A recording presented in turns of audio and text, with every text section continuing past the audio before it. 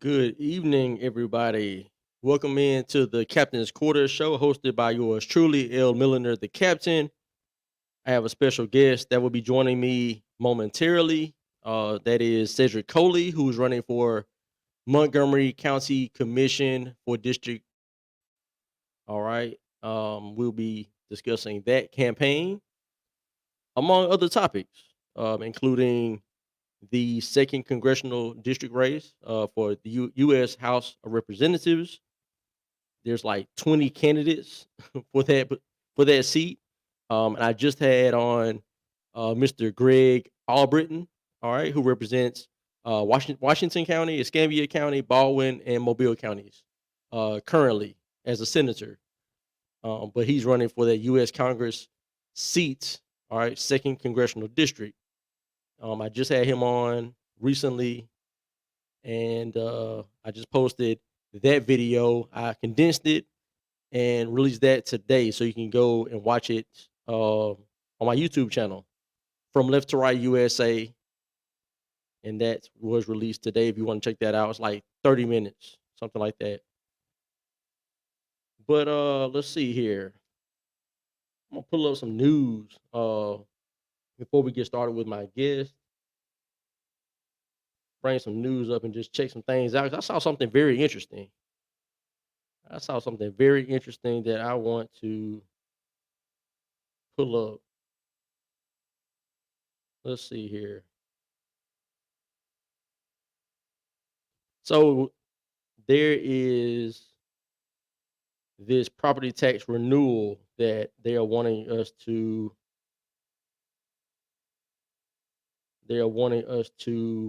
vote for, right? And we will definitely discuss this, but the Montgomery public school system, all right, the county's school system is wanting us to vote for this property tax renewal that is supposed to bring in like 3.5% or something like that to help fund the school system. All right. And they're putting it out as it is not a new tax, which is partly correct. Okay. So apparently, it's been like 20 years since it was renewed. So technically, it's not a new tax, but it's something that is kind of new because it's from what I saw, it's been 20 years since it was renewed. So, and they're trying to say it's not like a tax, like a new tax that they're adding on, right? But it's like, at what point is there enough tax? Okay, because we already pay state tax, we pay a county tax, we have a city tax. Okay, our city tax is one of the highest rates in the country. Like I don't know what really anybody else is paying 10% on the dollar. All right. I recently went to Mobile and Mobile had a 5%. They're half of what we pay. 5% city tax. So it's like the 10% that's used does not, I mean, it's crazy. We get 10% tax there, then we got the county tax, then we got a state tax, and then there's the property tax, and there's other taxes that they want to add to us. It's crazy. Um, let's see here. I'm gonna bring up this news in just a moment. Let's see here. All righty. All right, y'all sit tight for me real quick.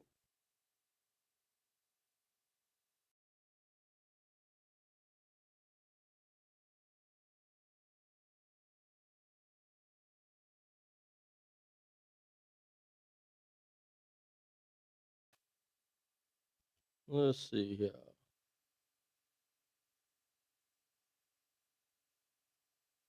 All right, he'll be on here shortly. So let me see. Let me go back to this. Go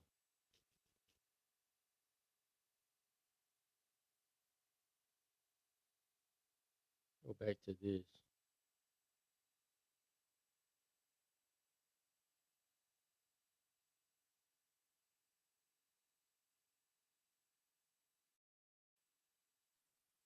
So the So the county, here it is right here. Montgomery County officials call on public to approve property tax renewal.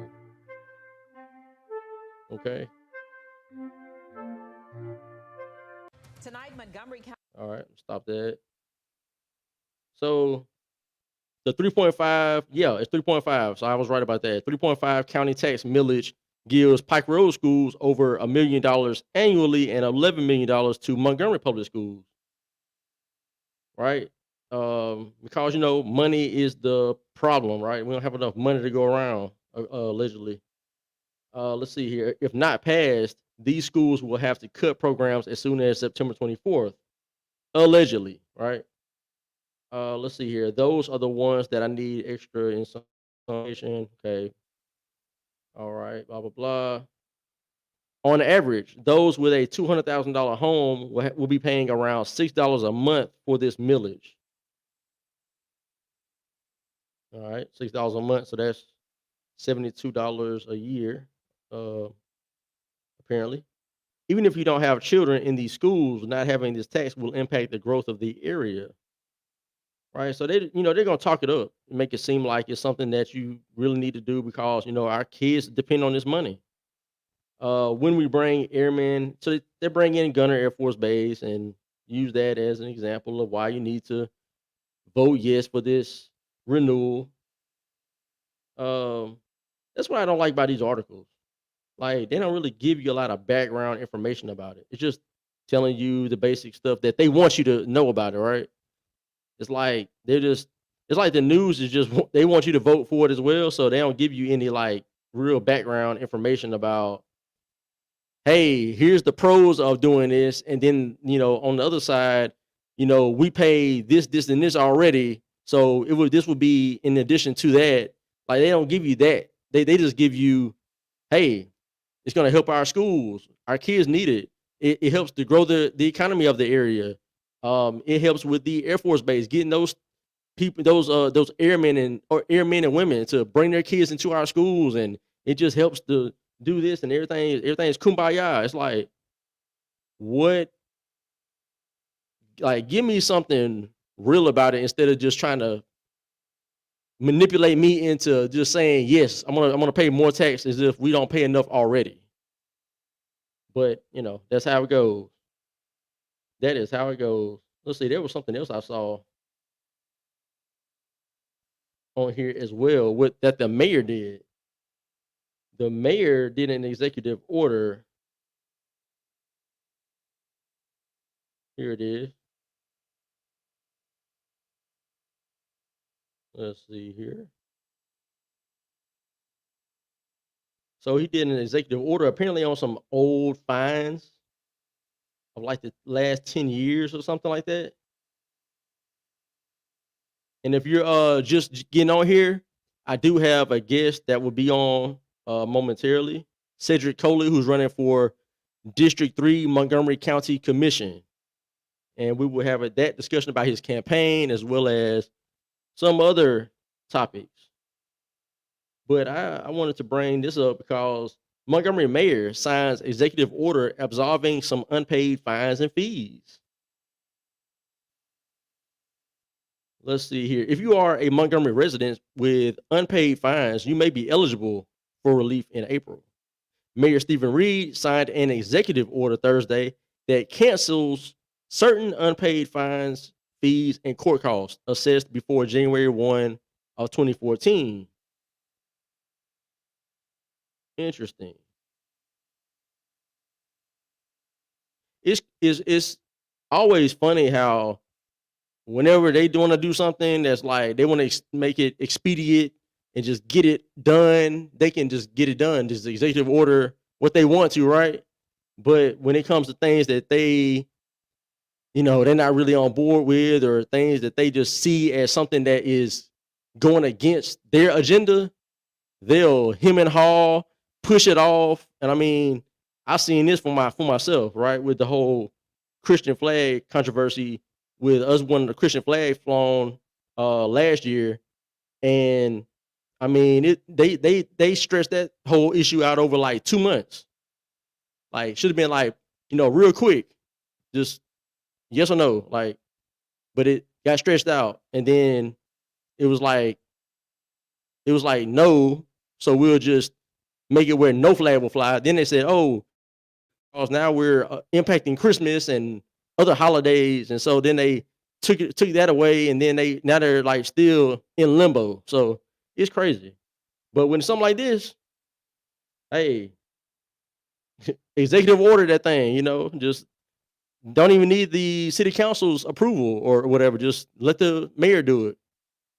Crazy. Reed says this is a new effort to change the city's approach to criminal justice. Outstanding fines and fees and costs associated with municipal convictions have weighed heavily on individuals and their families, said Reed.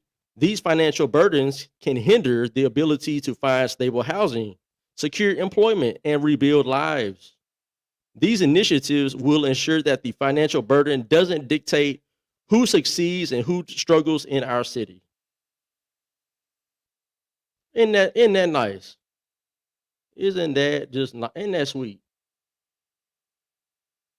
I wonder if they got the article on here about how they took the retirees of the city, right? So if you are a fire department retiree, MPD, and other city employees, they changed you guys' health insurance, right? So you have Blue Cross Blue Shield, and now the mayor, they just decided to just do that without any kind of a real vote or anything. They just kind of rolled that on out and say, hey you guys, we're changing it. You guys are going to have this knockoff healthcare now. So hey, it is what it is. You got to deal with it, right? See what I'm saying? Like when it helps the city, they'll just knock it off. Whatever they want to do, change whatever, pass whatever. You just got to deal with it. That's how it works sometimes, right? Man, I bet that article is not on here, because that is something else. Of course, we had another homicide. Police identify man killed in Tuesday Montgomery shooting.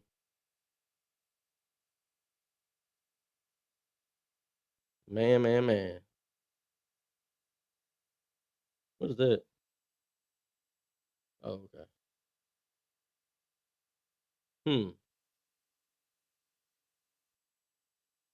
Let me check my comments out. Hold on a second, y'all. Bring me back to the full screen there.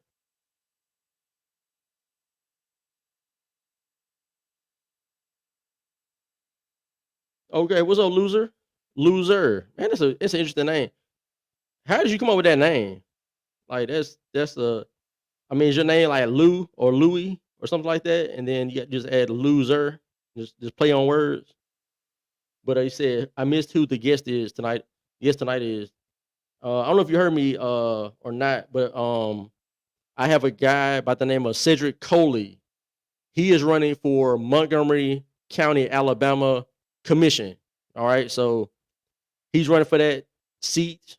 All right, it's just him and another guy running, and so I have him on. We're going to discuss his campaign as well as some other races that are going on locally, including our U.S. House of Representatives 2nd Congressional District. All right, and there's like 20 candidates running for that seat. So I think it's something like 12 Democrats and like 8 or 9 Republicans. Something like it's crazy. But yeah. Let's see here. What is his affiliation? Republican. He's a Republican. And I know Cedric. I had him on here before. Matter of fact, he was on here like in the summertime or fall of last year. So yeah, real good guy. Real common sense. Good leadership. Entrepreneur. Young guy too. Younger than me. I think he's like 33, 32, something like that. He's been involved with politics since he was a young guy. I mean, I think he got involved. Once he gets on here, we'll talk about it. But I think he got started when he was like 20 or something. Like real early on, he was running for like different like city council and stuff like that. So he's been very, very involved in local politics here in, our area, what we call the River Region part of Alabama. As a matter of fact, Loser, where are you from? Are you here in Alabama or elsewhere? Let me know. I need to know where some of my listeners are from. I know we got people that watch that are from like Florida, uh, got Texas. I know New York. Um, I've seen other people from California. Man, who else have I? Oh, Georgia, of course, Georgia, right next door. I got people that watch like from all over the place. Look at what else is happening.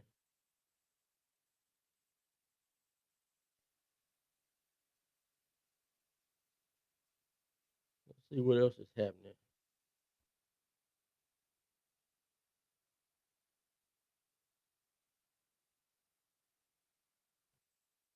Let's see. Let's see what CNN is talking about. What is CNN talking about? Oh my God. All right. I mean, it's the swamp in DC. Wow. Okay. Okay. DC. DC. Cool, cool, cool, man. I appreciate you being here. I appreciate you being here. So what's happening in DC, man? So you're in DC, you probably see, you probably hear about some of everything that's going on because I mean, the rest of the country, we get the like we hear about what's going on in DC, right? With certain scandals and whatnot. But I mean, being in the DC area, like I'm wondering, do you see or hear more of the nonsense because you're local? So like, is the local news? How do they cover that type of stuff? Do they jump on every single topic, or is it kind of like that? Like they pick and choose what they want to talk about versus, some other stories.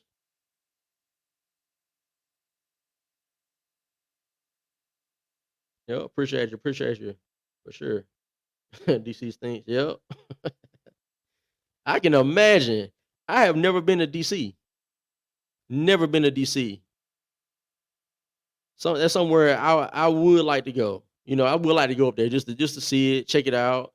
I like history. I'm a person that enjoys history and learning about, actually going to places where certain events happen and then learning about it because you tend to learn the real rather than you know being told about what happened. Like you can actually go there. Like I've been to Williamsburg, Virginia. And then I went to I forget the name of the town, but Thomas Jefferson's estate, right? I've been there and got to see where he lived, where he's buried, and just got that history. I got that real history. I went when I was like 13 or something. And I remember I told my mom, I'm like, man, I learned more that one day of being there than I did like the whole school year about Thomas Jefferson and about certain, laws and certain events that were going on. It was just really cool just to go there and experience it. So I like to go to DC to see it for myself. Let's see, tons of nonsense. We are overrun with illegals. Man. Now that kind of surprised me a little bit because of where it is, where DC is. Like, here in Alabama, we have a lot of uh issues with illegals too, because we're so close to the border and we're close to Florida, which gets a lot of illegals as well. But it's kind of like DC, I would think would be a little bit, it'd be a little different. I know New York, excuse me, I know New York and Chicago gets a lot, but that's because they got the big cities or whatnot. But DC, oh, it's a little interesting. a little interesting. But I guess the illegals everywhere, man. It's I get pretty much nobody's exempt. I mean, especially like the more liberal places, right? We know DC is like when it comes to liberal and progressive and just ran by idiots. Let's see, he's not worth visiting anymore because it's so bad with the Dems. Yep. Yeah, I can, I can get it. I can understand that. I can definitely understand that. But I used to want to go to California. I used to want to go to San Francisco, LA, San Diego. And it's like, man, ever since the last like decade and just people that actually live there or visit there and talk about how trashy and how much crime and how just, terrible it is. Like, I'm like, do I even want to go out there? I mean, I like to experience different places, and experience different types of cultures. Because I mean, at the end of the day, it's all America, but there's so many different, customs and cultures depending on where you go in the country. So I like to go and experience these types of things, but you got to be careful too at the same time. Whites in so many areas are minorities now, and the illegals, foreigners, and people of color are not shy about expressing their anti-white racism. Yep, and that tends to be the ongoing theme pretty much everywhere you are in the country. If it's a liberal area, that's the case. Like they see, it's crazy how that side, the left, they love to say that the right wants to dictate culture and push our traditional values and whatnot. But when it comes to the left, when they dominate an area, they do the same thing. They dominate their culture. They push their culture on everybody else and want us to buy into what they believe. So they're funny like that. They're real funny like that. All right, folks. So I see my guest is ready to go. I'm going to bring him on in and get started with our conversation. Y'all welcome me and my guest. What's going on, Cedric? What's going on, sir? I'm doing all right. Good, man. I appreciate you being here. You a busy man. Thank you for inviting me, man. No problem. No problem, man. I saw you did Jamel show like a week ago or something like that. Right. So we met in 2010, and then you and I have to explain how we met, which is a story in and of itself. For sure. Go ahead and tell the folks, man. Well, let me start from the beginning because it's going to be a long night for us. But I'm Cedric Coley here in Montgomery County, Alabama, and I'm running for County Commission District 3. And it has been a whirlwind of a campaign season already. March the 5th is this upcoming Tuesday. It's the primary election. And I'm on the ballot on the Republican ticket. And I always want to express that I am an America First conservative because that's different. That's different from a Lindsey Graham Republican. That's different from a George Bush Republican. And that's different from a Mitch McConnell Republican. And so let's go back to Genesis from the beginning. I was born in Las Vegas, Nevada. My mother was born and raised in Lowndes County, Alabama, Fort Deposit. And in 1990, I was born. Around the age of 2 years old, I moved back with my family, and I've lived in the Central Alabama region since childhood. Grew up in the Montgomery, Prattville, Wetumpka areas.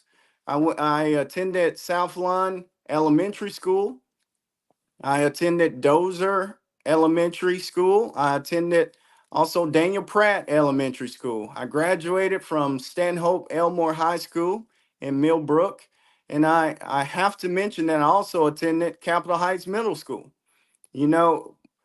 We were at the time of the DC sniper shootings, uh, the first shooting connected to the DC sniper was actually right around the corner off Zelda Road, right around the corner from formerly known as Lee High School and Capitol Heights Middle School.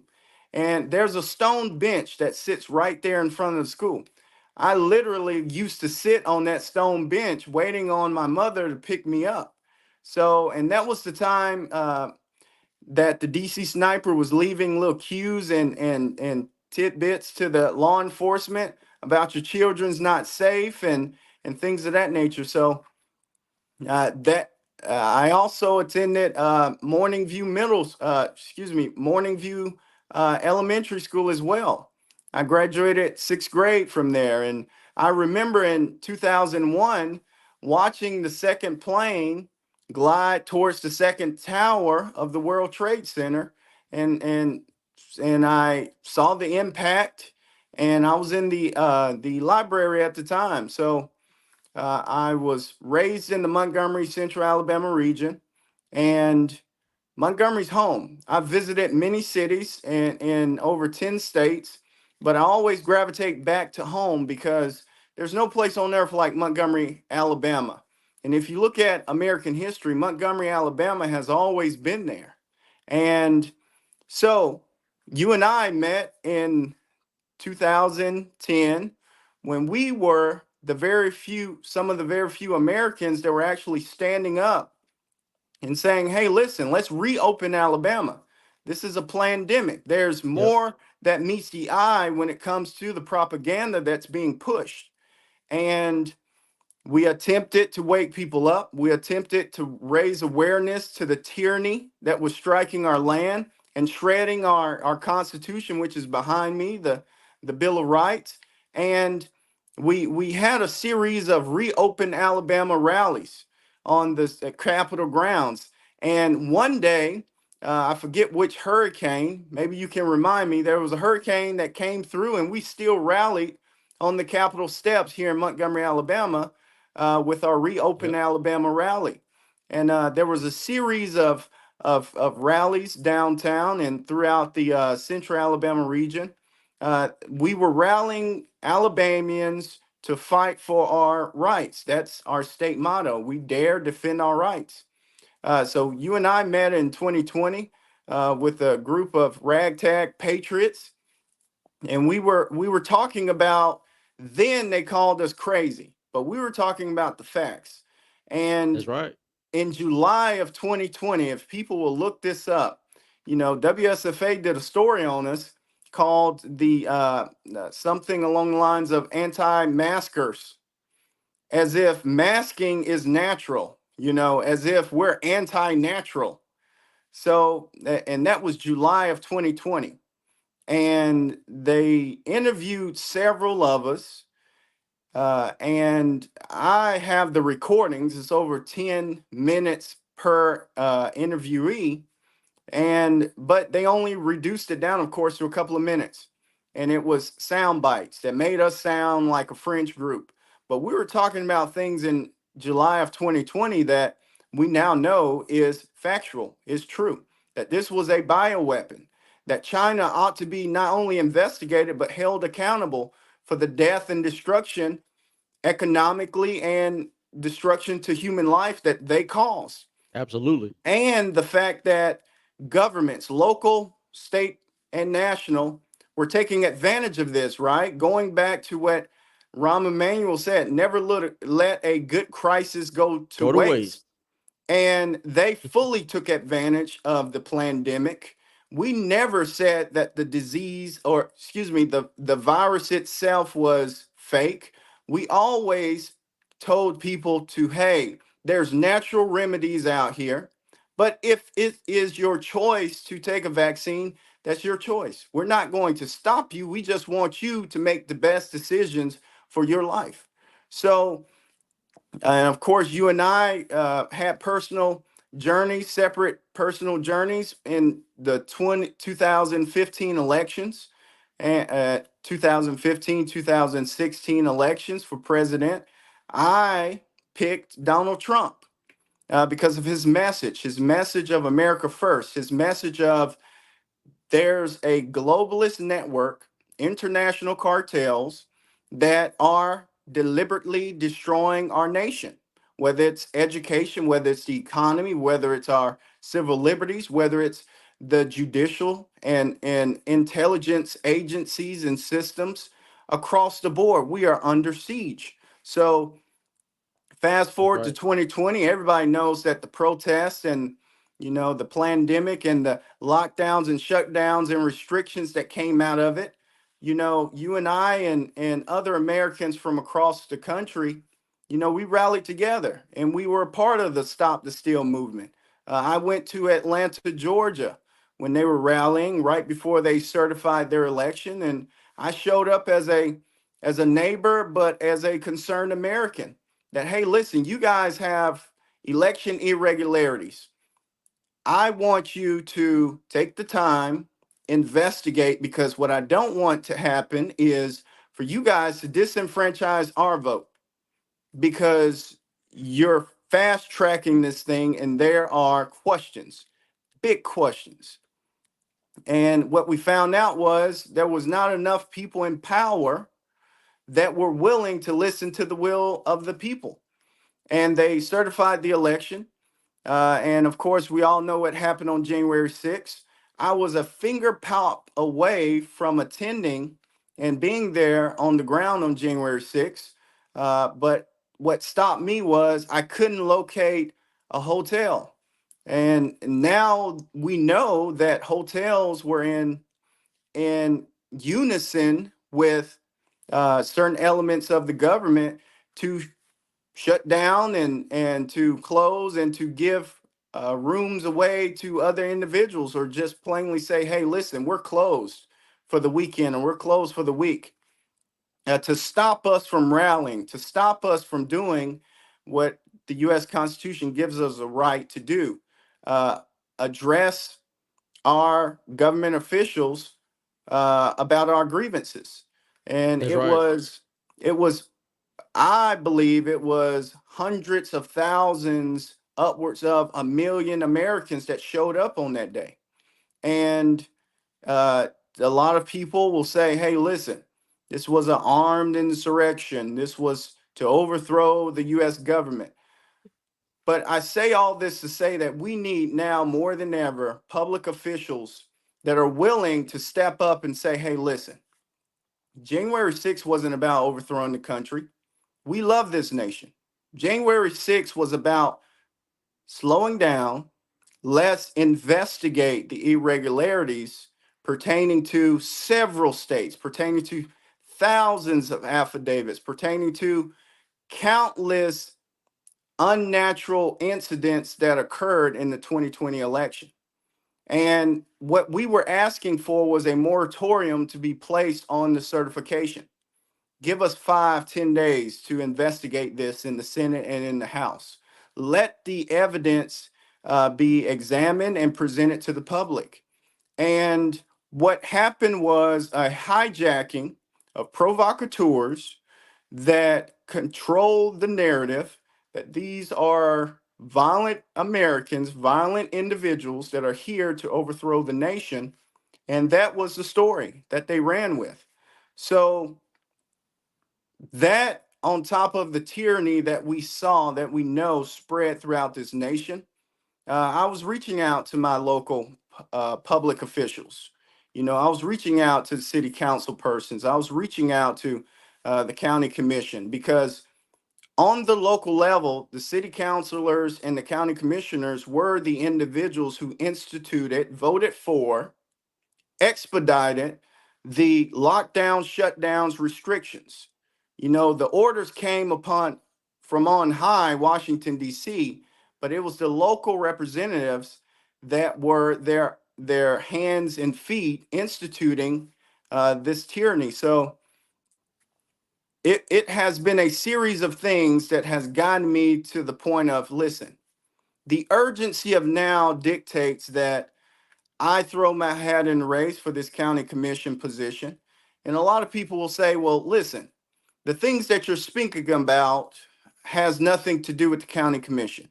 Don't talk about immigration. Don't talk about the tyranny that we face and the lockdowns and restrictions. Don't talk about the pandemic and how that hurt and destroyed many small businesses. Don't talk about that stuff. Talk about roads and bridges and talk about constituency service work. Yes, I'm going to talk about that, but at the same time, I want to make it very clear to the people of District 3 that I want to put you first. I'm an America First conservative because I believe we ought to be of we the people. And we ought to focus on Main Street economics. And we ought to not support and expedite tyranny and the destruction of our civil liberties.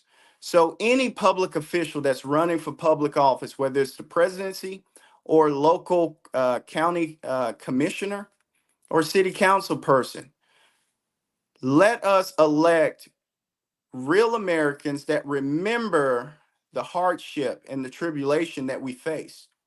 And let us vote and support for those Americans to represent us that remember what took place, that remember that no, I'm not going to support lockdowns and restrictions on any level. I'm not going to support mask mandates on any level, whether it's the schools or in the public forum. And no, I'm not just going to simply sit down and shut up and be told, no, I can't have a funeral for my loved one.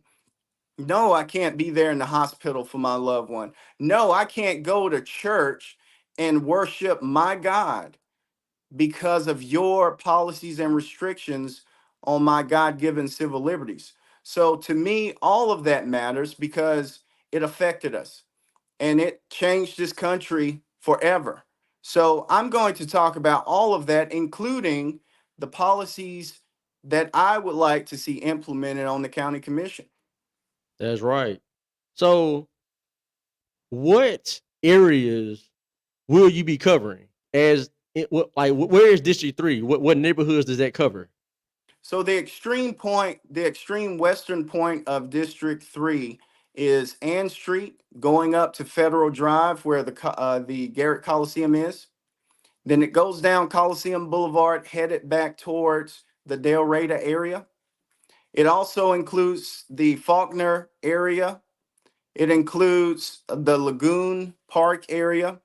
It includes the Eastdale Mall area, the neighborhoods immediately behind the Eastdale Mall. Not So, all of West Fair Road. not all of West Ferry Road, but I want to say about 2 streets over from Burbank. Okay. So it cuts off right before you get to the school off West Ferry Road area. Yep. And So, then so, so not so like Dunbarton in that area, but once you get over to Eastern Oaks, that's probably gonna that's be right. another district. That's right. That's Yep. right. And then it comes down towards the AUM Taylor Junction area. And then it concludes the extreme eastern portion of the district is Arrowhead, half that neighborhood going towards the back way to Chantilly. It cuts off at the interstate. Then the extreme southern boundary is Interstate 85. Now it does include portions of Carmichael Road to the east and west of the Eastern Boulevard. It includes all of the Eastern Boulevard north of Interstate 85 up towards Lagoon Park area. And then it continues west. It includes the Dozer area. It includes the Harrison Road area going back towards Ann Street towards the west. Okay. How many people does that cover? Like 45,000? You know, they always like to group between 45 and 50,000 registered voters, right? But our crucible of our time is, listen, turnout is too low. We've got a certain small amount of individuals that are actually participating in our republic. So they say it's upwards of 50,000, 45 to 50,000 registered voters. But in actuality, 10,000 or less registered voters will actually participate in this election, this primary election. Absolutely. So, my guy Loser says, what are the responsibilities of county commissioner? So what would your responsibilities entail? So that's a very important question, and these goes to the duties and responsibilities of a county commission. Why is this position so important, and why run for the Republican nomination for County Commission District 3? In my opinion, the most important thing the county commissioner does is respond and reply to the constituents, whether it may be road emergencies or whether it may be neighborhood incidents, including crime or pertaining to the critical infrastructure of that area.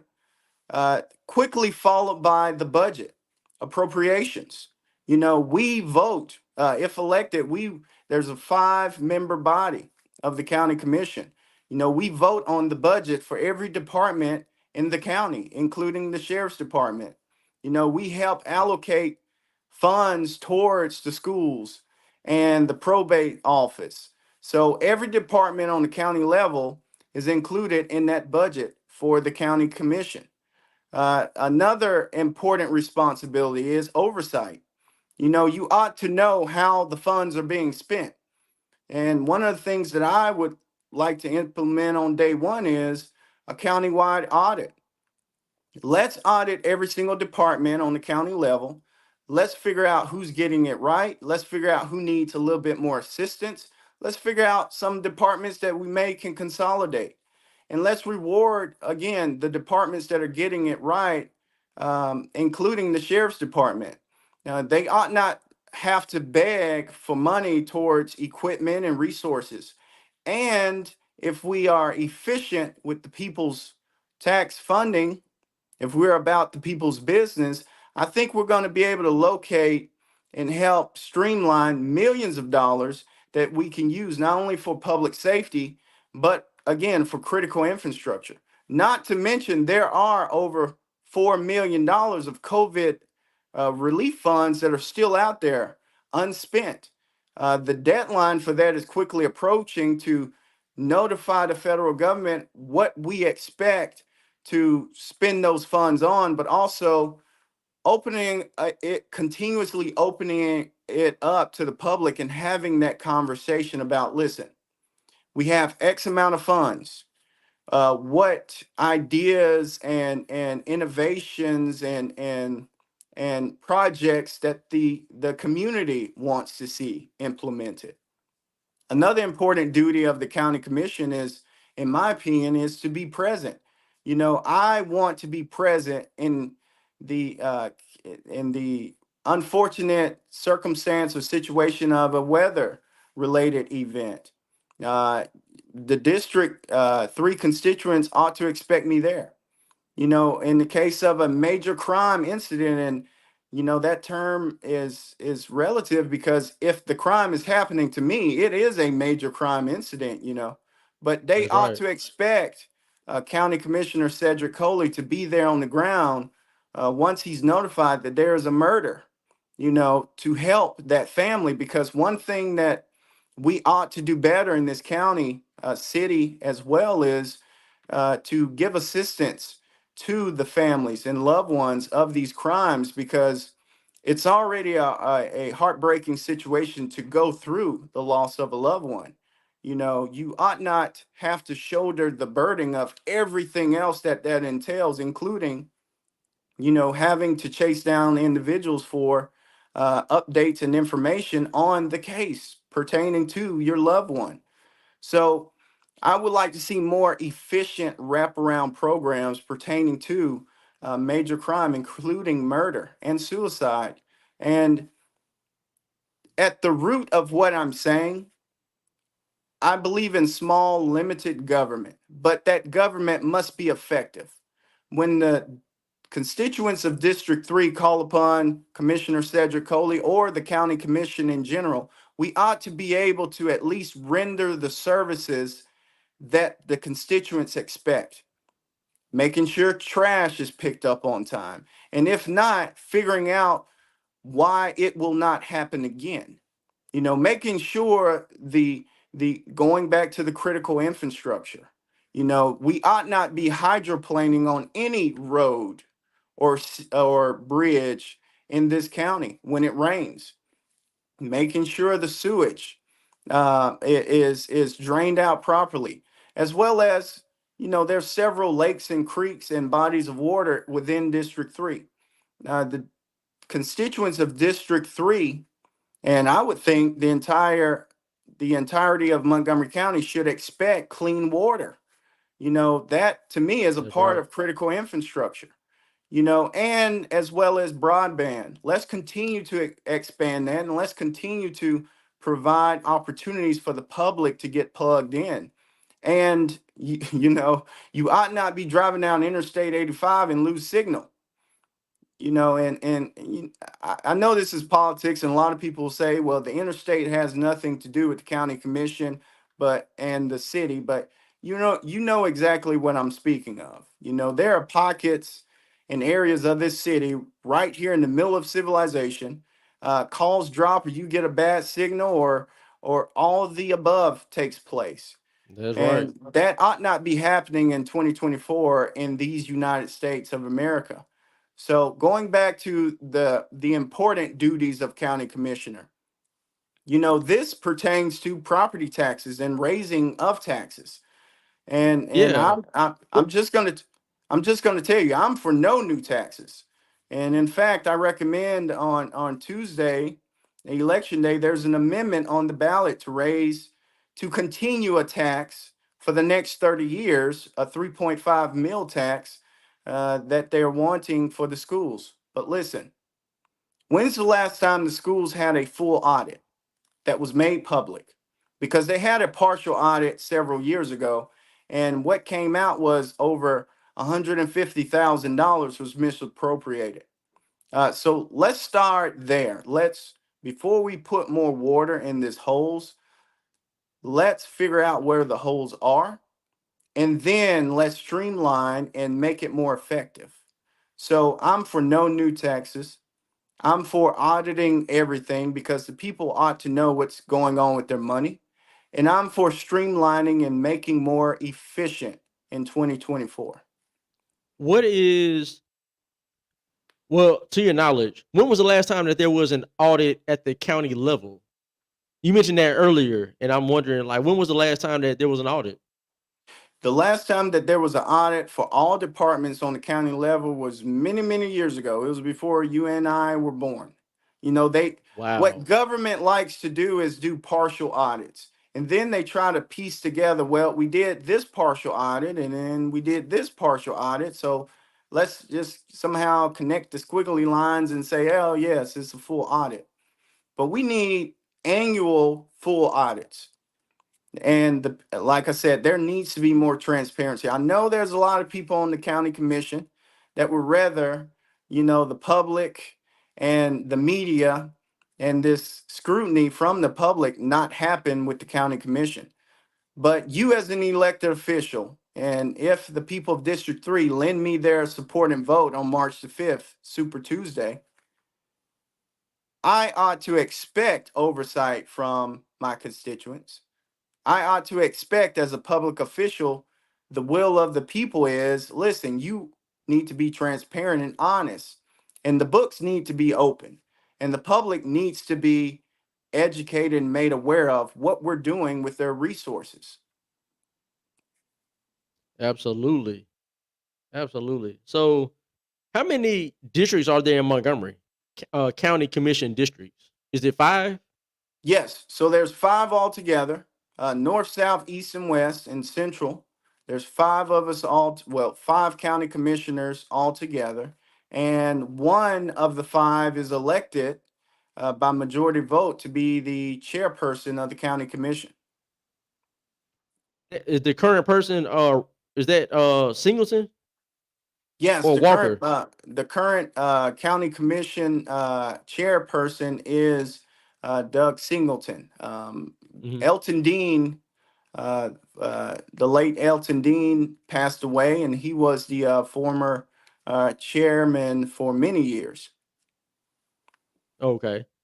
Well, now, man, I mean, you giving a lot of information about the background of things that could be a lot better at the county level as far as doing audits and just the general oversight of different departments, making sure that there's adequate funding of different county departments.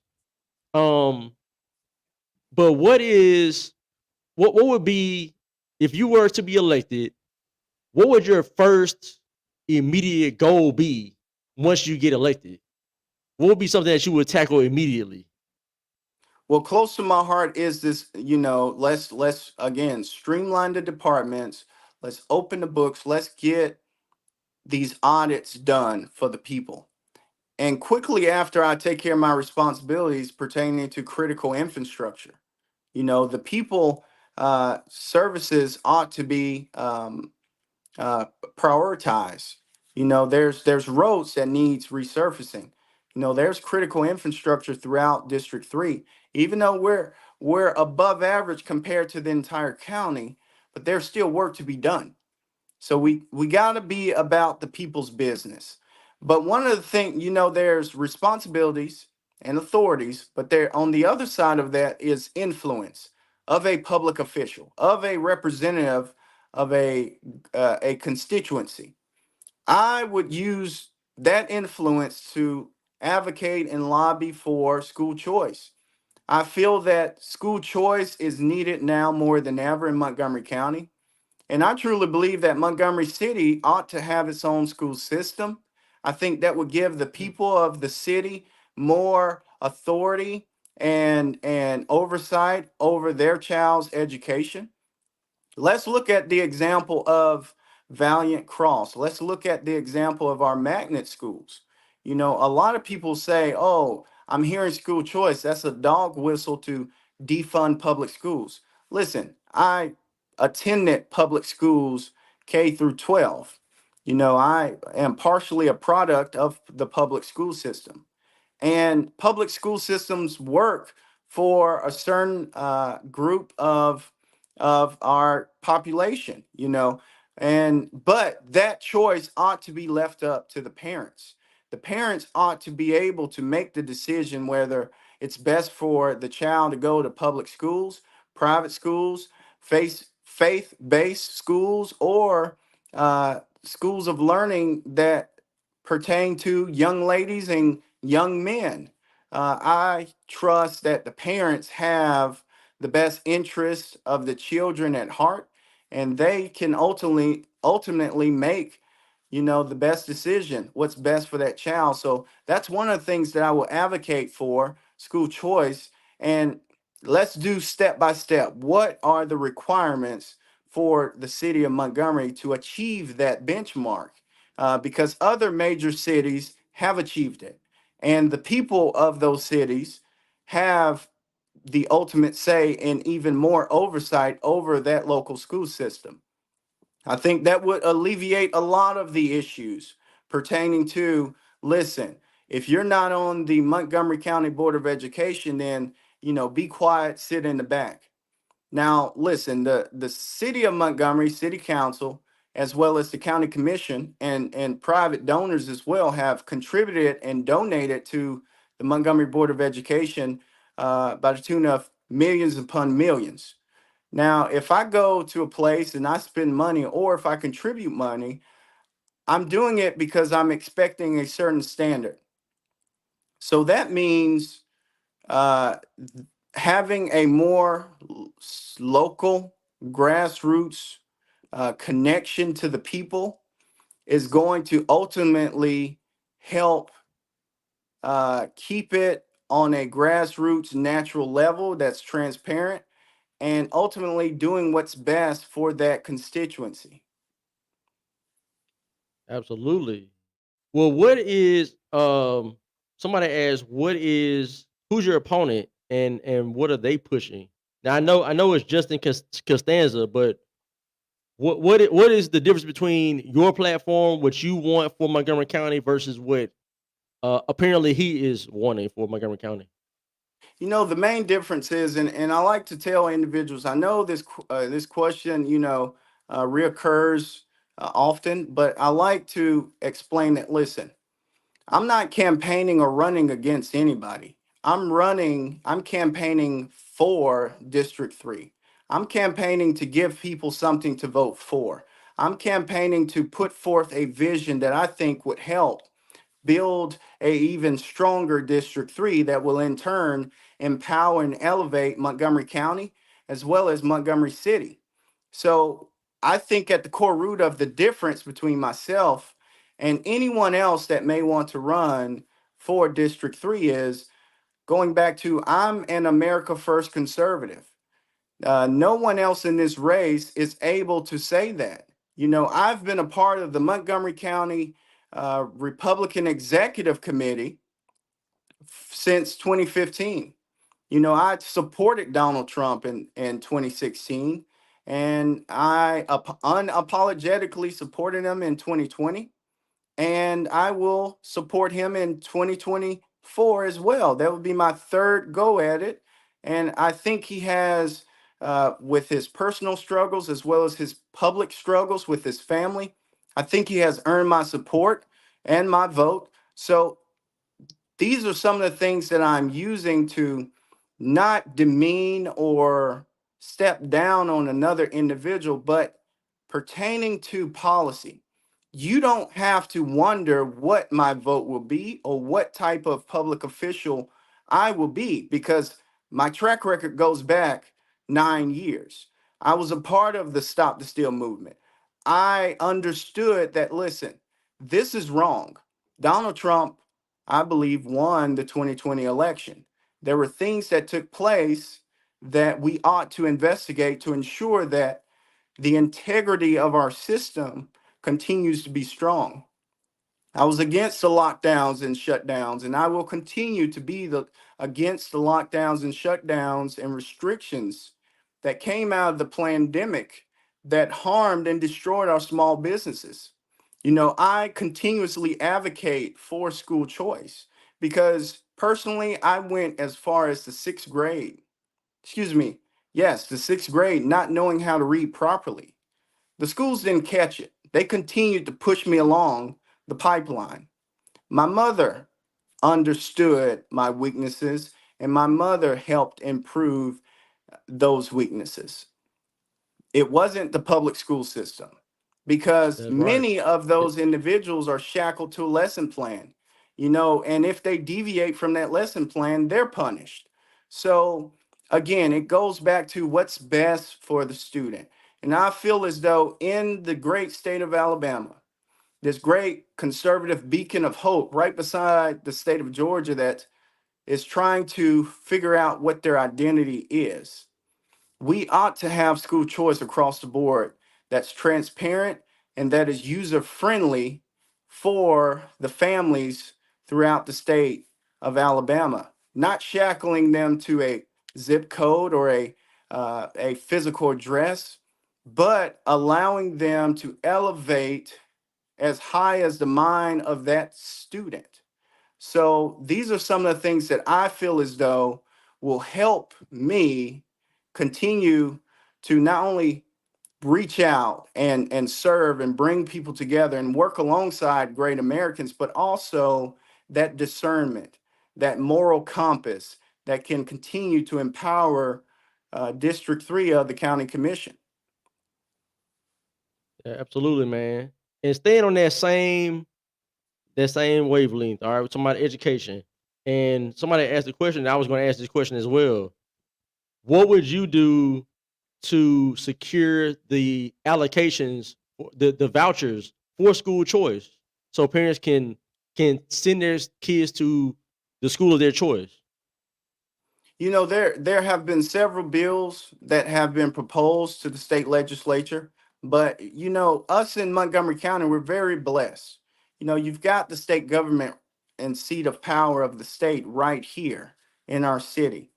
I would, outside of visiting my office off South Lawrence Street, the next street I would frequent is South Union Street, as well as South Perry Street, because, excuse me, North Perry Street, because I want to make sure I'm building and maintaining and continuing those strong relationships with the city council there in the city of Montgomery. But I think one of the things that we can continue to do is facilitate conversations and bring together those individuals, such as educators, current and former, as well as students, current and former, as well as administrators.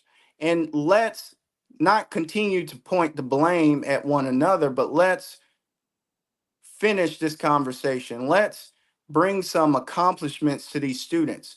So again, I cannot express enough that the influence of a public official to show up and to advocate and to continue and be consistent, because we know that this is an issue that parents, at the heart and root of this, parents ought to have school choice in the final say.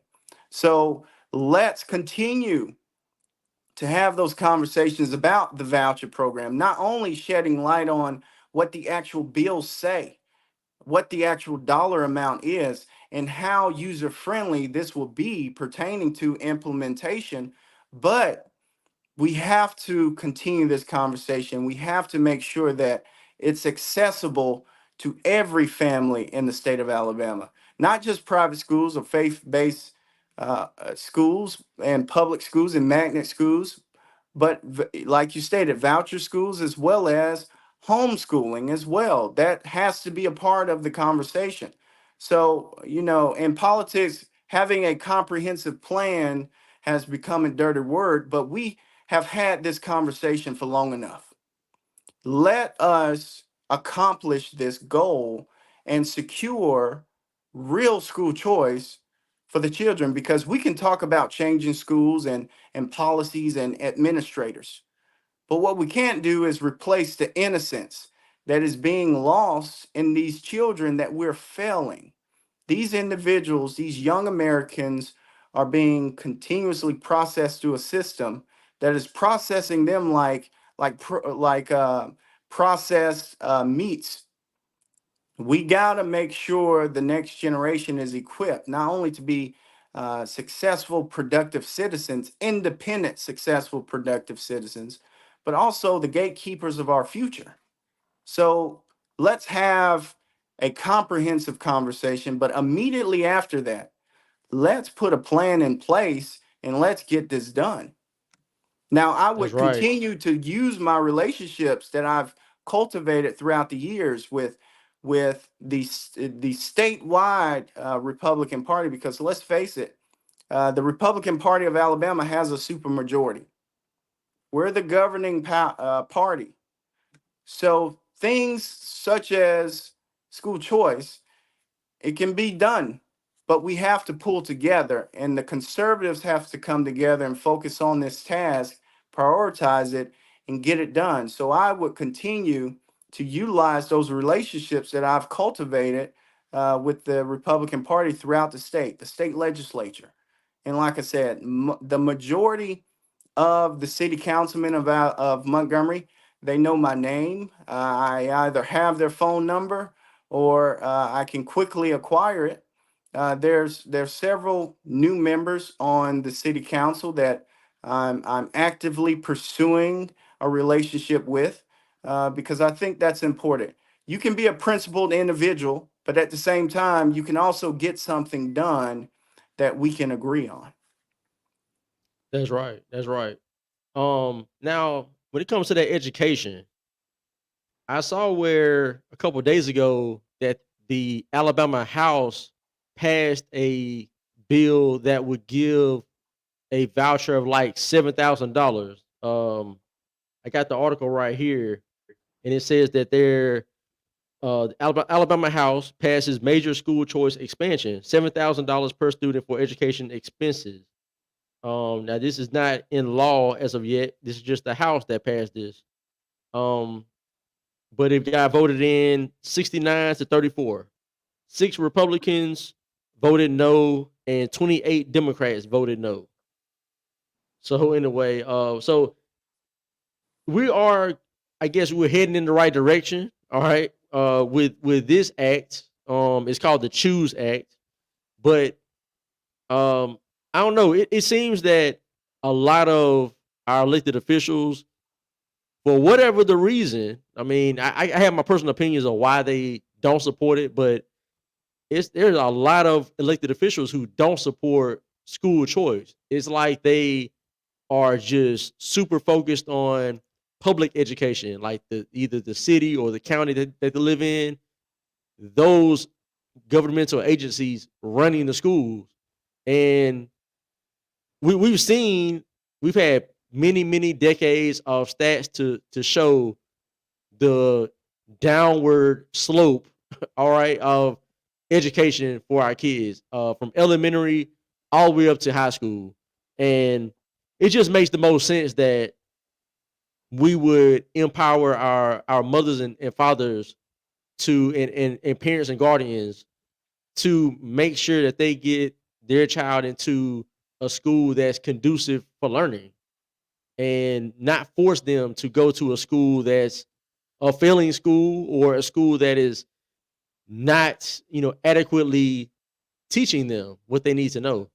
Um, You but know, I find it interesting that they did pass that, and we'll see, because like you said, it comes down to, from your angle, it comes down to relationships and having the trust of those people to listen to what you have to say, take that into account, as well as the constituents, what the people want, and you know, You but know, it there go ahead. there are several elements of this as well that must be discussed and brought up. You know, there's funds and monies pertaining to stopping school choice.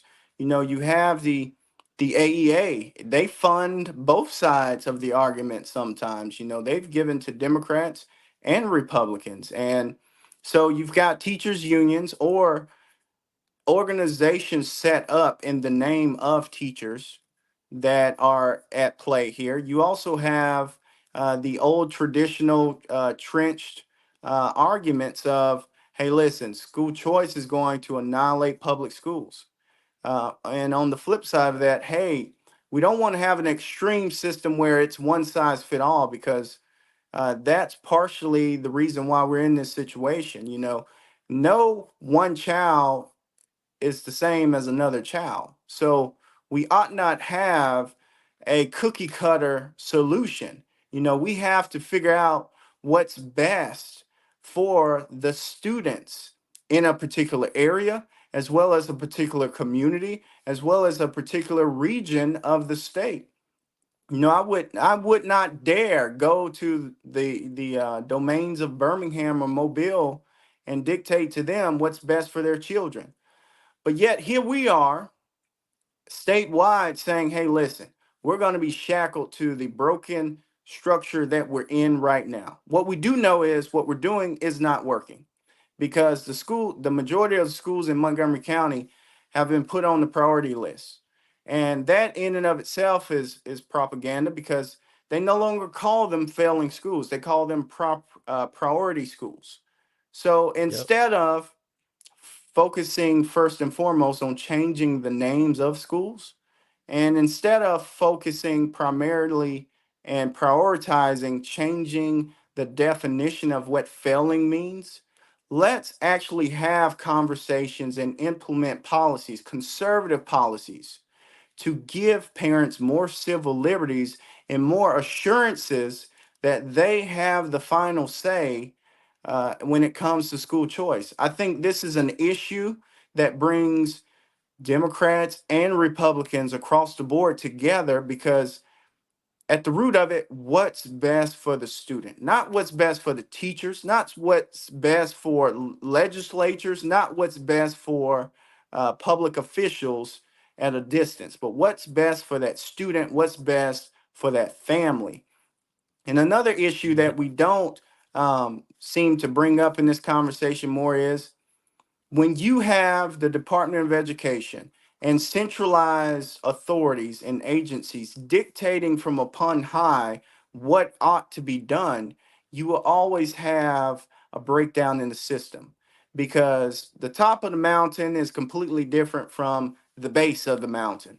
So, in between, we have these children, the next generation, this innocence that's being uh, processed through this system.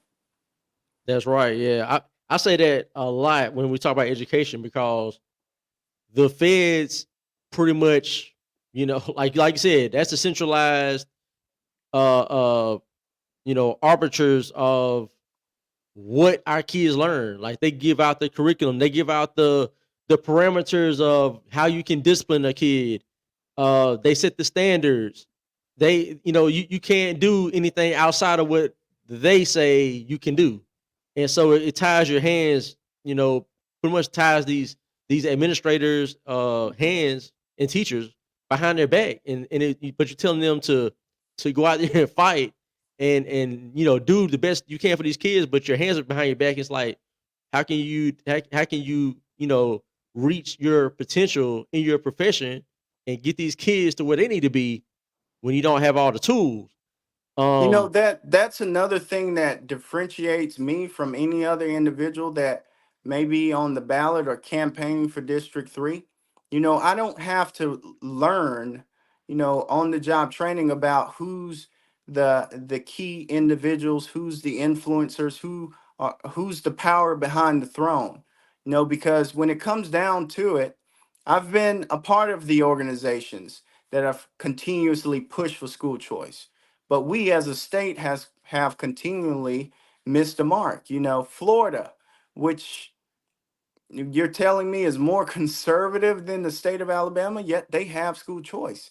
Arizona, you're telling me they're more conservative than the state of Alabama, yet they have school choice.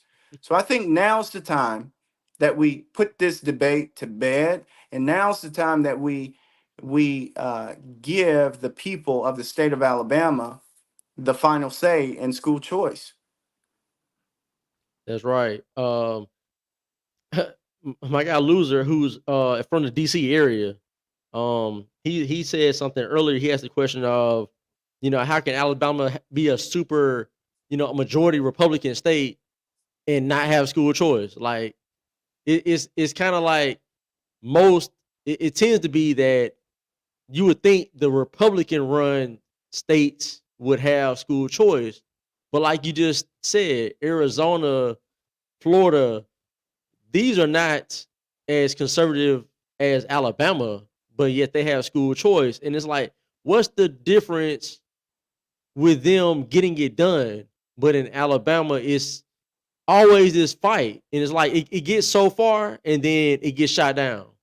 And then it comes back and it gets shot down. Like, what is it? Is it the mentality of, does it go back to the people who are in charge want to keep it the way it is so that there's funding, so they make sure that their, pockets are lined or that their positions are, stay intact. Is that it? Or is it something about, I don't know, is it that the Republicans that are in Alabama just by and large don't support it for whatever You know, reason? let's go back to the fact that, listen, we are governed statewide by the majority. All statewide offices are Republican controlled. We have a Republican supermajority in the state legislature. Our Supreme Court is predominantly Republican.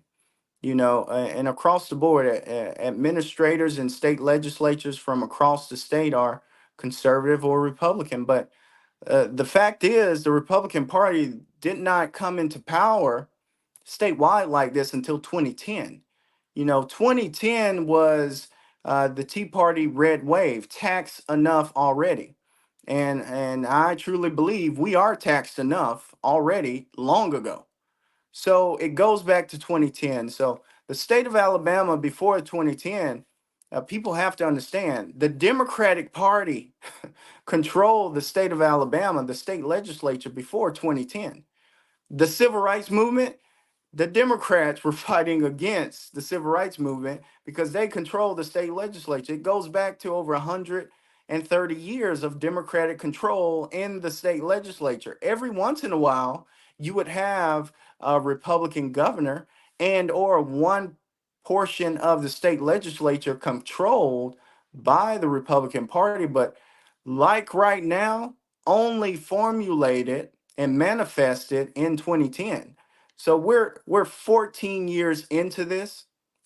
Alabama, what I realized working with, and that's one of the other things that I have been a part of. I haven't simply just talked about, my concerns and talk about these grievances. I've been a part of trying to implement solutions. In the 2022 midterm elections, I was actively appointed by the Republican Party to be a field director, helping elect conservatives throughout the state. I was tasked with assisting 7 individuals. One of the 7 won. All of the individuals campaigned in Democratic stronghold districts on a statewide and local levels. One of those individuals won, Representative Rick Ream of House District 85. He defeated a over 15-year incumbent Democrat in Henry and Houston counties of the state of Alabama. That is a predominantly Black, Democratic controlled area. He took the case of school choice to the people of that district. He took the case of small business, Main Street economics, that case to the people of District 85. He took the case of small, effective, limited government and presented that case to the people of District 85, and they voted him as their representative. So that brings up the topic of Congressional District 2, but across the board, there are issues that the Republican Party have capitalized on, but we still, being an active member of the local Republican Party, the state executive committee since 2015, but also a part of the local Montgomery County executive committee since 2015, but also the state Republican executive committee. You get to meet and cultivate relationships with the Republicans and conservatives from across the state. There's over 350 of us that make up the governing portions of the Republican Party for the state. And what I've learned is, listen, in the state of Alabama, there's many shades of red. And some of those shades are a little bit more bluer than others. But we continue to have a consensus. We continue to facilitate conversations that help us arrive to the fact that, listen, conservative principles work. Free market capitalism works. School choice works because that's us simply saying free market in the arena of education. It works. Civil liberties, protecting the individual being the smallest minority in our country. That matters to the people of Alabama. So continuing to do that, as well as I'm a part of the Alabama Outreach Coalition. And a lot of people allow their minds to go to, okay, he's Black, so the outreach is simply for Black Americans. Even though there's over 20,000 Black Alabamians that have either are part of the Republican Party or voted conservatively with our values, that's not what the Outreach Coalition is about. It's about reaching out to every Alabamian and facilitating a conversation with every Alabamian on a county level, as well as in concert with the 4 auxiliary groups of the party, to say, listen, here's where we know we've gotten it right, but also here's where we know we're getting it wrong. Thank you for standing with us. Thank you for lending us your vote and support, but help us understand how we can make this better, because that's what it's about. It's about, and to answer your question, it's about anything that forgets that the closer it is to the grassroots, the closer it is to the people, the better. But the further away you get from we the people, of, by, and for the people, the more corrupt you become, the more non-transparent you are, and the more issues you're going to have, because you're having to figure out ways of explaining why you cannot accomplish what the people want you to do. Absolutely. Absolutely. My guy Andrew said, just because you're a member of a party doesn't mean you agree completely with their positions. which is true, I which is what Cedric just got done saying, talking yeah. about Republicans, and not all Republicans are the same shade of red. So, But you know yeah, that people are people. So, that just because statement, somebody falls under the umbrella of a certain party doesn't mean that even those individuals under that umbrella agree with every topic, or it may be certain aspects of a topic that they agree on, but there may be other things that they disagree on. So, because people are people. So yeah, we absolutely. understand that. And Um, I would rather an individual be independent mindset that's a part of a political party as opposed to a loyal, faithful party member that only goes in lockstep with that party, because that's when you have the major crises in human history, when you just blindly follow an individual. I would always recommend that an individual follows principle instead of a person or a personality. But I'm running for County Commission District 3 for the Republican nomination. And deep down, I truly believe that if you are running or campaigning for a position that's a part of the party to represent that party on the ballot, you ought to be able to explain what you've done in the party actively, why your values line up with the party platform, and how you will continue to articulate and work towards building the party. that's right. That's right. Um, what oh, 1 second. And while we look that up, I want people to go to my website, cedriccoley.com, CEDRICCOLEY.com. You can find me on Facebook at Cedric Coley. I'm also located on Instagram, Cedric Coley, as well as X, formerly known as Twitter, Cedric Coley. So, I think it's kind of there impossible to grow was, without I don't know if you saw adversity. this. 5 years Mayor from now, do Reed you want to be signed something into. different than you are today? Growth for me Oh, I is got just, something going. Let me turn this off. If you are So he signed an executive order that basically wiped away fines, fees that were owed from, I guess, individuals that had like parking tickets, speeding tickets, whatever the case. Um, did you see that? I don't think I've ever seen any mayor do this before. He's and Mayor Reed is of course we know is in, a lot of these things that he's implementing are in lockstep with a liberal democratic agenda. We know this. He's campaigning for higher position, even though he's saying he's not campaigning for higher position. That's the only reasoning that I think explains some of his actions, including which I think we should talk about the flag neutral policy on the city council that came up as well. But a Yeah, lot of these issues is a hint of copycatting as well, because the mayor of Birmingham, he's also a rising star with the Democratic Party, and yeah. there. Randall Woodfin. Yes, the mayor of Birmingham and the mayor of Montgomery, they're building them up in parallel personas to see which one's gonna run soon for governor, and to see which one's gonna run soon for Tommy Tuberville's position. So they have to achieve certain benchmarks with the Democratic Party, right? To continue to show their loyalty and to continue to show that, hey, pick me. I'm him.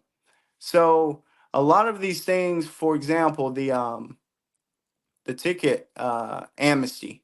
Uh, the mayor of Birmingham did this, I want to say either last year or the year before, pertaining to I believe lesser offenses, including marijuana possession, things of that nature. That with a wave of a pen, he's able, because of how the local government is set up there. Mayors have certain executive powers and authorities, and I think he exercised one of those. But it goes back to a bigger question of, listen, let's figure out ways of not only doing these onesies for a group of individuals, but let's figure out through policy how we change the laws that are on the books. Because some of the laws that are on the books, I will admit, do more harm than good. For example, there's a lot of judicial cycling that takes place, and it adds to the backlog because, for example, if you have tickets, in order for you to pay those tickets off, you have to be an employee, or you have to generate revenue. And if you have a driver's license, depending on how many tickets and how big your fine is, you're at risk for that driver's license to be suspended. And then now you're in a vicious cycle of, okay, how can I be a productive citizen with a suspended driver's license, but I have to pay off my fines, but I also have a family, and so on and so forth. So we got to figure out ways of streamlining these laws that are on the books. There's an old ancient story about a king near in the Mediterranean that created constantly laws, but he posted the laws so high that the people of his kingdom could not read them. And so every time they broke a law, they did not know it, but he continuously punished them. So in a way, are we doing the same thing, the fallacy of it all, or going back to what we were talking about, conservatism, America first conservatism? Let us figure out ways of empowering the people. Let us continue to figure out ways of freeing up the people to live their lives and to be productive. And let us continue to limit government and governance. And that limitation, again, has to be effective. That's right. I'm not sure what you mean, Andrew. He has nowhere else to go in Alabama. I guess you're talking about the mayor, but well, all right. So for everybody who is not from Alabama, all right, you don't really understand maybe all of what we're talking about. These names we're mentioning, you might not be familiar with them. So Alabama is a very red state, but there are portions, certain areas of the state that are deep blue. Birmingham is one, Montgomery's one. Also, west of Montgomery, Selma, Whitehall, and going west to Demopolis. All that is very blue area right there. All right. So, as a matter of fact, they just redrew the second congressional district and also I think first district and some others. They redrew the lines to give. I mean, basically, what it does is it changes the district from District 2 from being red, majority Republican, to being more majority Democrat, or more evenly, put it like that. So yeah, there are areas he can go to. He can go to other places in Alabama and it's blue, but it's just it's a red state. But the two of the biggest cities are blue. So I mean that's just the reality of it. But we're trying to. Hold on a sec. He says he won't win a governor's race or senate race. Well, the thing, if you heard Cedric earlier, we had we had Democrat mayors, we had Democrat House, Senate, all of that prior to 2010. So we've just become Republican in the last decade, in a few years. So yeah, our last, if I'm not mistaken, the last Democrat governor we had was Siegelman, Don Siegelman. Right. And and that wasn't that long ago. I mean, governor. I was a teenager, I believe, when he was the governor. So it's not that long. I mean, so to say that there couldn't be a Democrat governor, not going to say that, right? Because then we just have a senator that was what's the guy named Doug something. Doug Jones, I believe. Doug Jones. He was a Democrat. That was like what, 6 years ago or something. I mean, that's been very recent. So anyway, I mean, because of that Democratic vote in the Senate, he was able to cast a vote in the affirmative against and to try to impeach Donald Trump, among other things. So, it's what we can't do is uh, treat the Democrats as if, they're disorganized, they're whimsical, and they'll never get their act together. Let me remind everyone that in 2020, the Democratic Party facilitated and supported organizations that burned down cities throughout this country. Let me remind people that the 2020 election irregularities that led to Joe Biden being in the White House. Let me remind people that we're only one election away from tyranny and losing our great republic. So they still exist. The real enemies of this nation continues to exist, not only outside of our borders, but also sleeper cells and double agents within this country. So it's not a farce to think that soon the Democratic Party will get their act together and be more unified and more vocal, because look right next door to the state of Georgia. They now currently have 2 Democratic senators representing them in the U.S. Senate. Not too long ago, the state was red.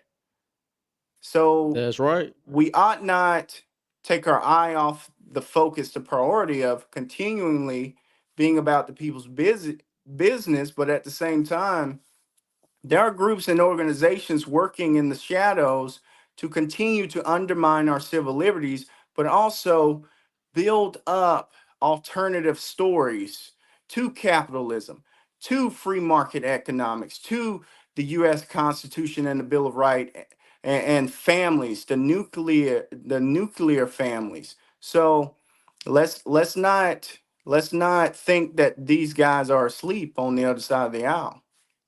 That's right. Because they've been very, very organized. Now recently I've seen there's at the top in the Alabama Democratic Party, there's been some issues, but by and large, they are very organized and they come out swinging. All right, so yeah, definitely let's not sleep on the Alabama Democrat Party. They are alive and well. Um, so great question from a loser. He asked, "Do you find that there's a lot of support for Trump in your district, even among the Democrats?" Yes and no. If we're just going to talk about the negatives of Donald Trump, people are very polarized. Having Donald Trump on the ballot, having Donald Trump a part of the conversation, that's the 800-pound elephant in the room, right? But when you're talking about issues that Donald Trump implemented as president, small business economics, Main Street economics, lower gas prices, and the things that he implemented to ensure that we were energy efficient and independent from other nations, as well as a strong military. We did not have these armed conflicts at the rate we have now under this current regime that we had under former President Donald Trump's administration. So when we argue fuel and food, we win that conversation. When we argue social issues of Donald Trump's past, we will lose that conversation, because show me one among us that's perfect. Show me one among us that's going to get it right every single opportunity, every single chance.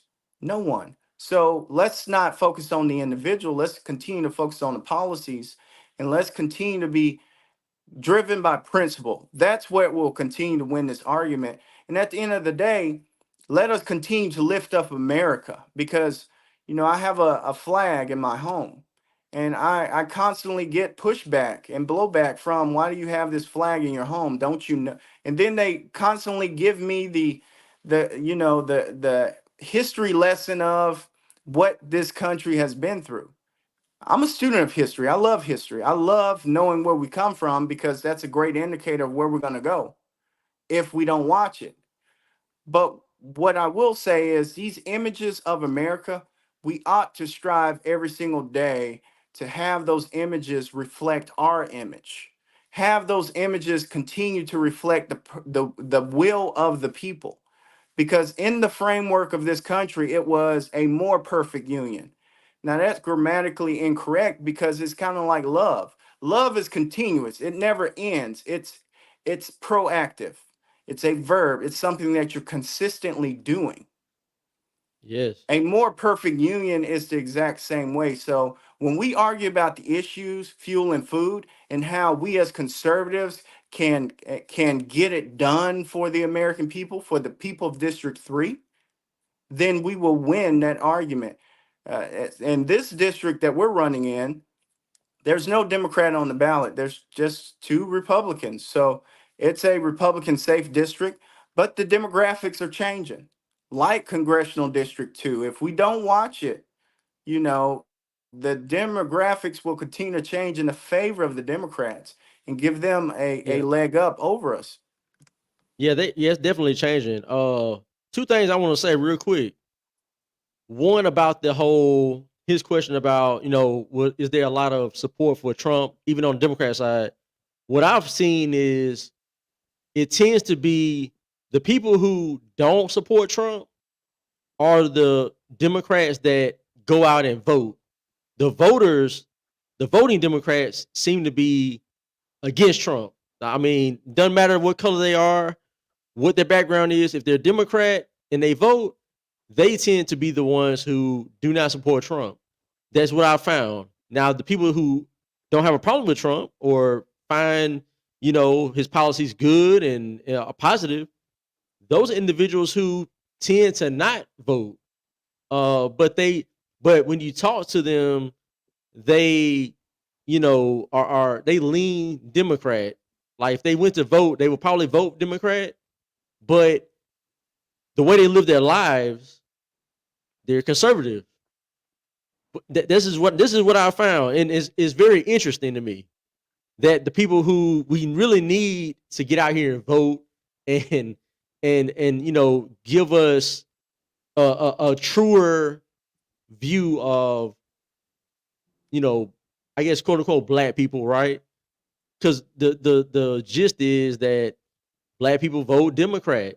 But I really believe that if a lot of the black people who don't vote, if they did vote and they voted along their lifestyle and the way that they run their family and whatnot, they would vote conservative. And those are the people who I found support Trump. They don't have an issue with Trump. They just need to go out there and vote. And man, it was something else I was gonna mention. I'm gonna get back to it. But I wanted to say that because I find that very interesting. That's very interesting to me. Oh, I know what it was. You mentioned the shift in demographics. I've been talking about this too. So often we've heard the mayor has talked about the city of Montgomery is growing and all crap. That's hogwash. All right. Montgomery City is not growing. What's happening in Montgomery is there's a shift in population. So the city itself is really net losing population every decade for the last couple of decades. It's been losing population, slight, but losing. Now, the people that do live in Montgomery, they're moving to other parts of Montgomery.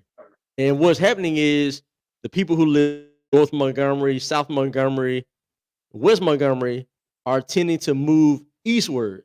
So the East Montgomery from basically Taylor Road, Vaughn Road, Bell Road, Atlanta Highway on the east side, that is growing in population. Whereas it used to be 50,000 people thereabout over there. In the next probably decade, you're going to see 70,000 plus people because they're building up the east side and people are moving there. There's new subdivisions being built, while in other parts of Montgomery, people are leaving. There's a lot of blight and all kind of things going on. So it's just a shift. That's all that's going on. So it's going to affect, like you said, District 2, District 3, and so on and so forth. These districts are going to become more Democrats because the people who tend to vote Democrat are moving to these areas that were traditionally conservative. And so that's something that people really need to, if you're in Montgomery, you need to understand this. This is why you're seeing these, if you ride down Vaughn Road, they're building a subdivision right there. Used to be a cow pasture. They're building homes right there. Same thing on Atlanta Highway. Same thing on Taylor Road. They're constantly building subdivisions. So people need to keep this in mind. Don't think that, oh, we're gaining population and we're growing and this and that. That's not the case. All right. Now, a city that is growing in Alabama is Huntsville. Huntsville is growing very fast. They used to be the fourth biggest city in Alabama. Went from 4 to number 1. The biggest city. So, and happens to be run by a Republican. Have a Republican mayor. So anyway, I'm just saying. But let's see here. My dude Andrew was talking about Jones. He's talking about Jones from earlier. Yeah, he said he got lucky, but not really. But he's not in Alabama, so he doesn't really. He's looking from an outside looking in. He's in like North Carolina, so he doesn't really see what we see. We live here, so it's a little different. Yeah, going back a little, the facts about the Doug Jones win was, in that primary was a gentleman by the name of Roy Moore, and the mudslinging that took place in that Republican primary. And these individuals were trying to prove that they were more Republican than the other. And what took place was Roy Moore won the nomination, but he lost a group of the Republican Party that did not show up on election day to support him. So that ultimately gave the Democrats the win at the polls on that special election day. So Doug Jones became the senator for that term, for the rest of that term. So those were years that the Democratic Party utilized to serve the national agenda, as well as to stick a thumb in the nose of the face of the conservatives right here in Alabama. Now, the Democrats of Georgia took that blueprint, pumped it up on steroids, and now they've got 2 Democratic senators representing them. So the moral of that story is, when Republican conservatives show up and we pick one nominee, we will win if we continue to support that nominee. This is a lesson for Congressional District 2. But on the flip side of that is, when the conservatives of America don't show up, we will always lose, because they're very active on the other side. We have to remember what they did in 2020, whether it's the mass protests, whether it's the COVID pandemic policies that was implemented on all Americans, whether it was the restrictions and the limitations on our civil liberties, whether it was the mass civil unrest that led to burning of cities and attacking Americans and murdering them on the streets of this country, black and white, by the way. So we ought not forget that. And the reason, again, why I'm running for District 3 of the Montgomery County Commission is because I believe that we need more America First conservatives stepping up to the plate saying, listen, I will back the blue. And that's not just a slogan for me, a bumper sticker. I will back the blue because, having a background with private security, armed and unarmed, as well as corrections, I understand an element of frontline first responders. I understand how it's demoralizing to not have confidence and trust in your leadership. And I also understand that the incentives to bring out the best among us to participate in this professional, honorable profession, the incentives are too low. Law enforcement in general is a targeted group. So we ought to have incentives on the books that galvanize people to partake and be a part of this honorable profession. Does that mean that we excuse when they get it wrong? Absolutely not. They're held to a higher standard. But does that mean we put them all in the same, category as corrupt and evil? Absolutely not. So that's something that we have to have public officials that are vocal about. That's something that we also have to understand, that public officials, whether they're campaigning for public office or are actually elected officials, they have to be able to, like in an area of Montgomery County, my district, District 3, our number one issue is crime. And we ought to have a county commissioner who's able to square their shoulders, stand tall, and say, listen, the crime in Montgomery throughout this city, not just in my district, is connected by the drug cartels in Mexico. It's connected to gangs that are offshoots of those drug cartels in Mexico. There's an active drug hub right here in Montgomery City throughout the county that's driving crime, that's driving murder, that's driving these young gangs to set up turf and fiefdoms within the city and county limits. Because of the open border between the United States and Mexico, Montgomery and every other major town and city throughout this country have become border towns and cities. We ought to at least be transparent enough to say that. And the next thing we have to do is free up agencies in law enforcement and citizen organizations to act accordingly. One of the other things that's connected to the drug cartels in Mexico throughout the United States is human trafficking. We have to take that serious. We have to create crisis centers, not just one, not just two. We have to create multiple wraparound programs and networks of programs. And as the government, I don't recommend that we directly do these things, but I do recommend that we step up to the plate and facilitate these conversations, bring the key players to the table, and let's ensure we have a safer, not only District 3, but safer communities throughout this city.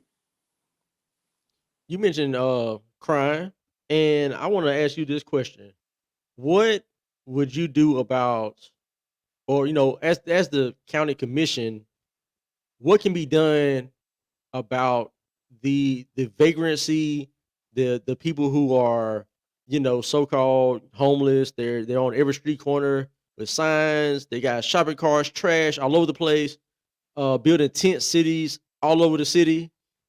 What can be done about that? Like, what's a real approach to curtailing that issue? I think one of the things that we government continuously gets wrong is government is not God. Government attempts to replace God and families and the structure, the actual structure of creation. What we as government, and if elected to represent District 3, what I want to see us do on the county commission is facilitate and bring together those faith-based initiatives and organizations that are getting it right. They're boots on the ground in the community. They know where these tent cities are located. They're funding hygiene mobile of hygiene mobile units to go around and help service the homeless and the needy. These faith-based organizations, as well as private individuals, are giving of their own resources, food and shelter and clothing, to these individuals that are in need. But at the same time, there's an element of crime and decay that comes from this. Not all homeless people are criminals. The vast majority of them are dealing with mental crises, as well as their veterans. So, but with that being said, I think it's twofold. As county commissioner, a part of the county commission, we have to ensure that the resources are there for law enforcement. Forget this defund the police thing. We got to make sure they're well funded enough to maintain a fully staffed department, as well as have the most state of the art equipment to do their jobs accordingly. That include those incentive programs that I was talking about to help galvanize and attract the best among us to continue to be a part of this honorable profession. On the flip side, we have to bring in, again, open the doors of government and bring in the community. because the community, we the people, can do what government, little g, can't do. So there has to be an all the above approach. We can chew gum and breathe and walk at the same time. I truly believe that. But you have to have a public official that knows these things on day one, that's not being led around by the good old boys or other organizations that just want you to be a placeholder. And like Dianne Feinstein, the latter days of her life, hey, just vote for it. Oh, be quiet, just vote for it. You don't have to give your opinion, just do what we tell you to do. That's not going to serve the people of District 3, and that's not going to serve the people of Montgomery County. We don't need individuals who are about a certain agenda or a certain group or a certain cartel that's going to continue the same old, same old. We need individuals who will be active on day one, who also already knows the key players as well as the key issues. We are under siege. We are under siege by enemies, both foreign and domestic. And we, as public officials, ought to act accordingly to continue to free up the people, but to continue to be about the people's business and continue to repair safety net structures that have been heavily damaged throughout the decades. Absolutely, absolutely. Um, well, man, we covered a lot of topics. I know you did it earlier, but again, give out your website, phone number, social medias, however people can contact you or ask you any questions. Give out your information, man. Well, I want to thank you for inviting me on because I know you have been a grassroots outlet for individuals to get not only news, but to hear from the candidates themselves. So I greatly appreciate you for inviting me on. And again, I'm Cedric Absolutely. Coley, Republican candidate running for County Commission District 3 right here in Montgomery, Alabama. I'm running as an America First conservative because I truly believe that we, the people, ought to be the priority.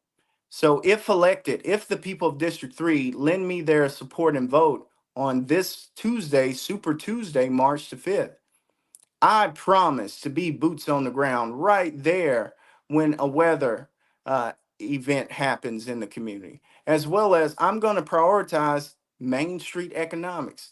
I believe small businesses were deliberately closed and harmed by the COVID restrictions and lockdowns. So now government, in my opinion, ought to bend over backwards to fix what they got wrong, what they broke. And name me a public official across the board that represent the people of Alabama that apologize to the churches that they made close, that apologize to the small businesses that they made close, and some of them forever. We have to have public officials that are able to articulate our conservative message. But also, I'm running for the Republican nomination. I have a record of Republican proactive measures, Republican conservative policies that I've supported, and I've been a part and active with the party in expanding the conservative base, reaching out, doing the hard work, having those hard conversations, and at times getting big pushback, death threats, and hostilities because of it. But at the end of the day, I'm running not against anyone else, but I'm running for the district. I believe our community, our district, and this country's worth fighting for. So I ask that if you live in District 3 of the Montgomery County Commission, please consider voting for Cedric Coley, Republican candidate for District 3 of the County Commission. My social media is Cedric Coley. Twitter, formerly known as Twitter, now X, Facebook, Instagram, and visit my website, cedriccoley.com, CEDRIC. It has in detail my platform, what I believe, what I would prioritize, but ultimately, it's about the people of this district. Back hundreds of years ago, when the Republic was formed, when Benjamin Franklin and the founding fathers were walking out of Independence Hall, a citizen of the newly formed nation asked them, "What have you given us?" And that founding father responded with a republic, if you can keep it. Now more than ever, we have to be proactive, and we have to understand that, listen, hope is not lost. We can get these things accomplished. Our conservative policies win the conversation. But we, as Americans, as lovers of this nation, we have to show and build that relationship and be that divine spark that other individuals see. So when the story of America is talked about, they should remember the love in your eyes for this nation, but also for them as neighbors. So thank you for tuning in. Thank you for looking me up. Thank you if you're a supporter and a contributor already. Tuesday's the day. And I want to say God bless everyone. Absolutely, man. I appreciate you being here once again. Thank you. All right, man. You have a good night, man. And we'll talk soon. Yes, sir. God bless. All right, man. Good night. Good night. All right, ladies and gentlemen, that was Cedric Coley, who's running for Montgomery County Commission District 3 in Montgomery County. Hey, he has my support. I think he's a bright gentleman. He's been involved. I know personally, he's been involved in politics here locally for a long time. I knew about him before we actually met in 2020. I knew about him. I had seen him run for different offices and whatnot. Very, very involved, very knowledgeable, and just to me, is not a better candidate. All right. The person he's running against, nothing against that person, but I mean, Cedric is a guy who's very capable of being county commission and doing a great job. So he's got my support. Appreciate you all for tuning in. This was episode, man, was it 26? Episode 26 of the Captain's Quarter Show, hosted by yours truly, L. Milliner, the captain. Appreciate y'all for being here. Until next time, good night, everyone.